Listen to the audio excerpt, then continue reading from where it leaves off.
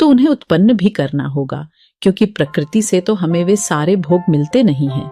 तो उन सारे भोगों को उत्पन्न करने के लिए हम सभी को श्रम करना होगा।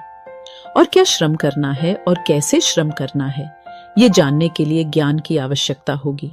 इस प्रकार अब थोड़े से ही चिंतन और मनन से हम सभी समझ गए होंगे कि ज्ञान, कर्म और भोग की ये पूरी श्रृंखला है। यदि भोगों से हम भागेंगे तो कर्म की आवश्यकता ही नहीं होगी, और यदि कर्म की आवश्यकता ही नहीं होगी तो फिर ज्ञान किस लिए करोगे? फिर तो जैसे पशु जीते हैं बिना ज्ञान और कर्म के, वैसे ही हमें भी केवल प्रकृति के द्वारा दिए गए भोगों को भोग कर ही जंगल में असुरक्षित जीवन जीना होगा, जो कि मेरी समझ से कोई नहीं जीना चाहेगा। फिर भी यदि कुछ लोग प्राकृतिक जीवन जीना चाहे तो वो जी सकते हैं, वो तो पहले से ही प्राप्त है। उसके लिए तो कोई कर्म या ज्ञान की आवश्यकता होती नहीं। लेकिन अधिकतम लोग तो सभी सुख सुविधाओं का जीवन जीना चाहते हैं, तो इनके लिए तो